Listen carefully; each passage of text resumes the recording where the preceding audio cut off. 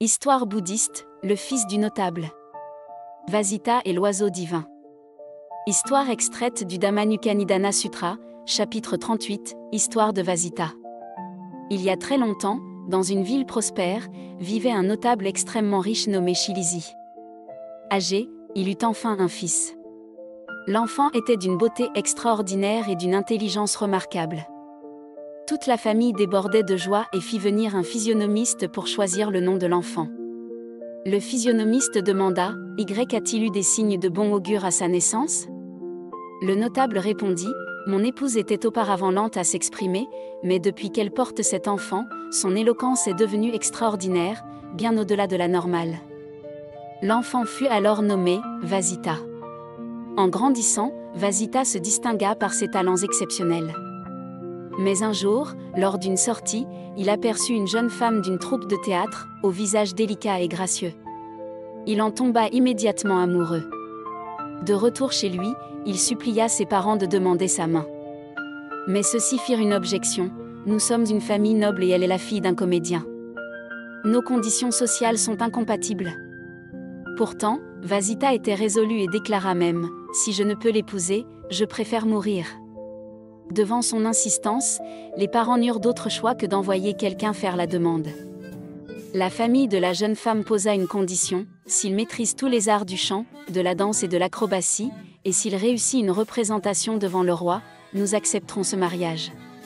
Fou d'amour, Vasita mit de côté son rang et s'entraîna jour et nuit aux arts de la scène, progressant peu à peu.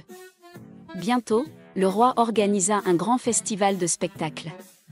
Quand vint le tour de Vasita de marcher sur une corde en hauteur, ses forces l'abandonnèrent. Il était sur le point de chuter du haut des airs. À cet instant critique, le vénérable Moggallana apparut soudain dans le ciel. Il lui demanda « Veux-tu te faire moine et sauver ta vie, ou préfères-tu mourir pour obtenir cette femme ?» À ce moment-là, Vasita s'écria immédiatement « Je veux vivre. Je renonce à cette femme. » Le vénérable Moggallana déploya aussitôt ses pouvoirs surnaturels et créa une surface plane dans les airs. Vasita, encore sous le choc, y descendit. Profondément touché par l'impermanence de la vie, il suivit le vénérable Moggallana pour aller se prosterner devant le Bouddha. Le Bouddha lui enseigna les principes de la générosité, de la discipline morale et comment renaître sur les terres célestes, puis lui rappela en particulier la chose suivante. L'amour passionnel de ce monde est illusoire comme un rêve, seule la pratique spirituelle permettant de sortir des trois mondes peut mener à la libération. Après avoir entendu ces paroles, son cœur s'ouvrit et il atteignit immédiatement le premier fruit de Sravaka. Il demanda alors, devant le Bouddha, à devenir moine, et par une pratique diligente, devint finalement un ara. Plus tard, le vénérable Ananda interrogea le Bouddha, pourquoi Vasita était-il si obsédé par cette femme ? Pourquoi le vénérable Moggallana est-il venu le sauver? Et finalement, quelles causes et conditions lui ont permis de devenir un ara? Le Bouddha sourit et dit, il y a d'innombrables kalpas, Vasita était le fils d'un noble du royaume de Bénarès et élevait un oiseau divin. Un jour, chevauchant cet oiseau, il se rendit dans un autre royaume pour assister à un spectacle et tomba amoureux de la fille du roi. Leur rencontre secrète fut découverte par le roi, qui faillit le faire décapiter. Dans cette situation désespérée, Vasita grimpa rapidement à un arbre, monta sur l'oiseau divin et s'envola, sauvant ainsi sa vie. Cet oiseau divin est aujourd'hui le vénérable Moggallana, cette princesse est maintenant la jeune femme de la troupe de théâtre.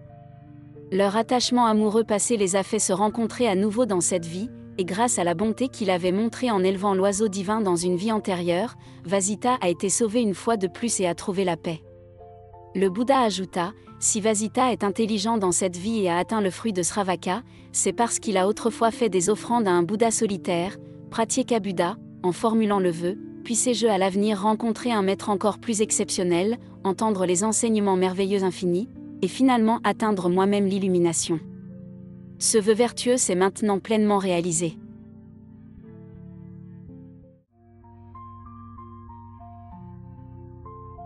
Réflexion. La loi de cause à effet ne trompe jamais, chaque pensée plante une graine. Cette histoire nous enseigne profondément que toute rencontre a une cause antérieure, toute conséquence est créée par le vrai cœur. L'attachement de Vasita pour cette femme n'était pas fortuit, mais provenait de leur passion mutuelle dans une vie passée. Le secours opportun du vénérable Moggallana n'était pas non plus une coïncidence, mais la récompense de la bonté d'antan de Vasita. De même, la sagesse et la pratique de Vasita dans cette vie résultent de ses vœux sincères et de ses actions vertueuses passées. Lorsque les conditions mûrissent, on récolte le fruit de ses actes, c'est le principe de cause à effet, et non une superstition. Au cœur de ce principe se trouve la 8e conscience, le Tathagata Garbha, nature de Bouddha, que chacun possède. Cette conscience est bien réelle, pure et égale. Toutes les graines karmiques de nos actions, vie après vie, sont conservées sans erreur dans le Tathagata Garbha et porteront leurs fruits lorsque les conditions seront réunies. Ainsi, si vous êtes bon envers les autres seront nécessairement bons envers vous à l'avenir, car le Tathagata Garbha est équitable, impartial et sans discrimination. La loi de cause à effet est le principe équitable qui régit l'univers, le juge le plus juste. Les difficultés que vous rencontrez aujourd'hui sont peut-être le résultat d'une pensée non vertueuse du passé.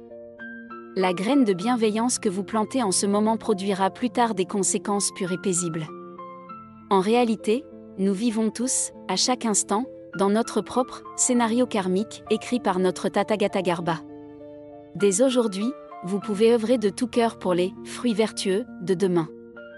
Une pensée bienveillante, une parole bienveillante, une action bienveillante, une occasion de créer un lien avec le véritable Dharma et les amis spirituels, tout cela plante en vous les causes et conditions vertueuses pour une future libération.